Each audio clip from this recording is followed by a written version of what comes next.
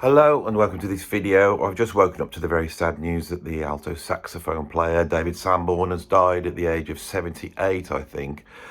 Today is the 14th of May 2024, and I think he died 2 days ago on the 12th of May 2024. He was born in 1945, and so, the guy was nearly 80 years old.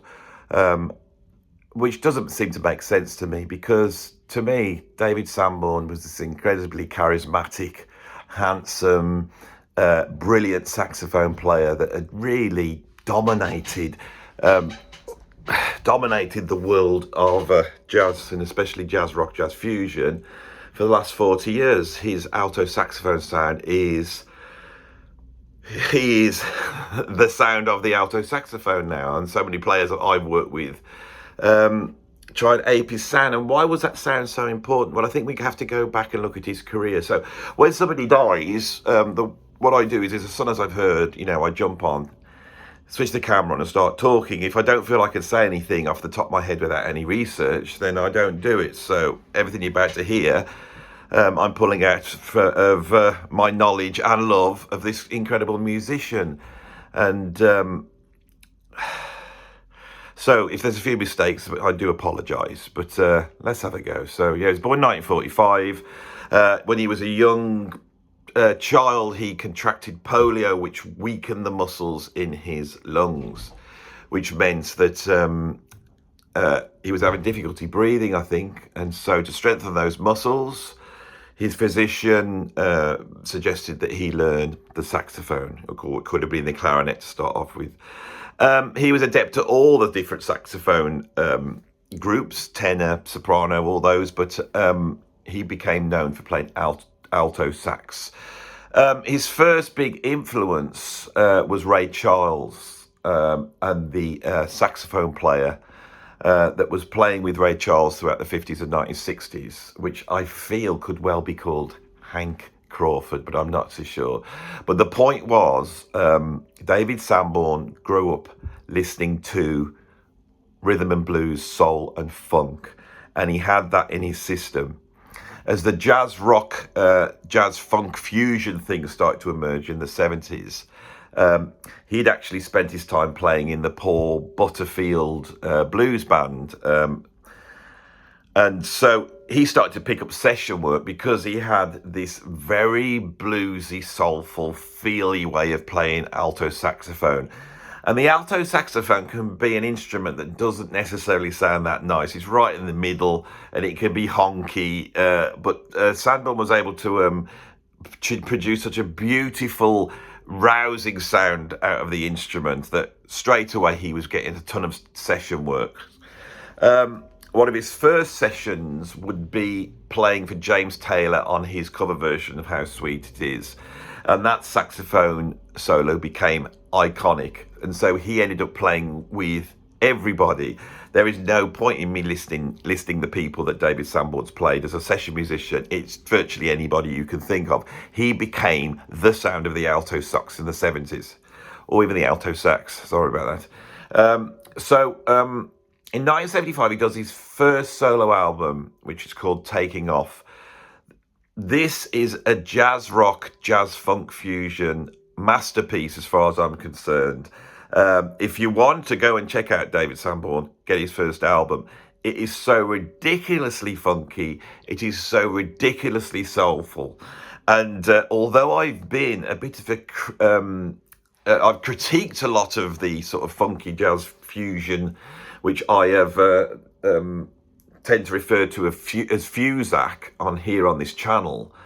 I have always said every single time that David Sanborn was the best example of that style. And the reason is because I love soul and I love funk. And he played from his soul. He played with funk. The arrangements on the first album, which I think was pretty much made in association with the guitarist Steve Kahn, who contributed a lot of the great compositions on that, is down to the fact that he's so soulful. He then released a number of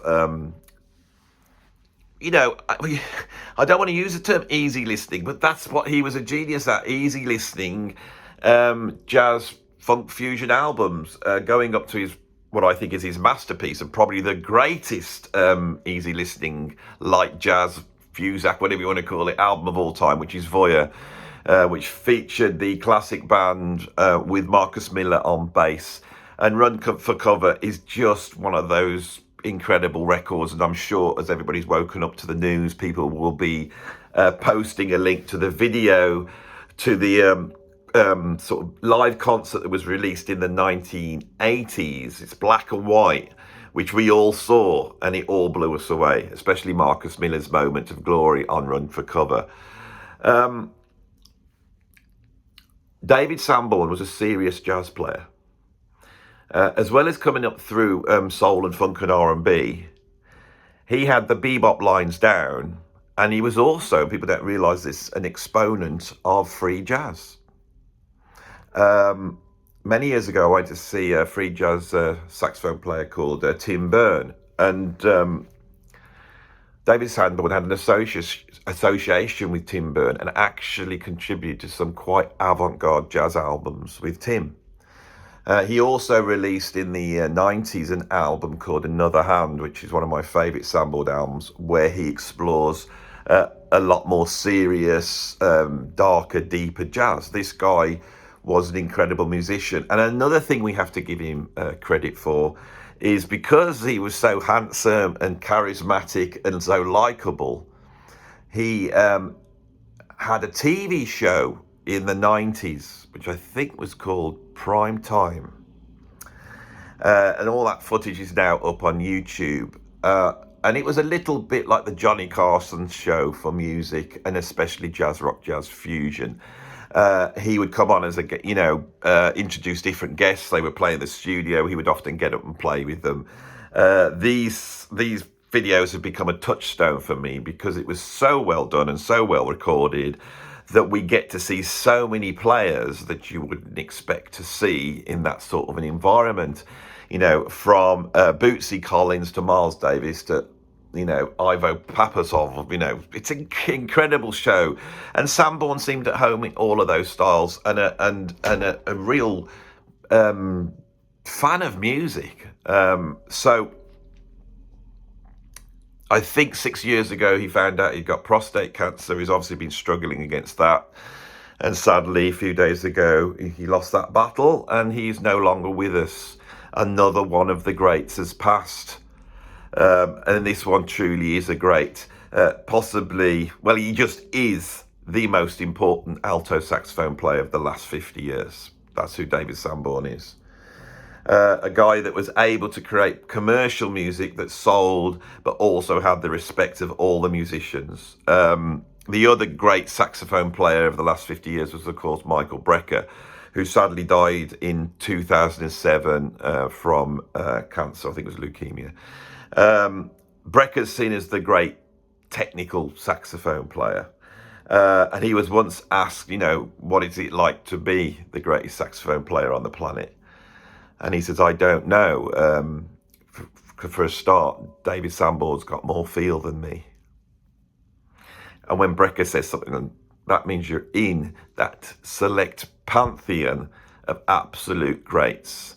What a sad day. It's always sad when you have to do this. It's always sad that musicians that I grew up listening to 40 years ago, that were probably in their late 30s, that I see as being young, and I feel that they're still there, and then suddenly realise they're in their old age and they're passing, and then you realise that the whole era is passing us by.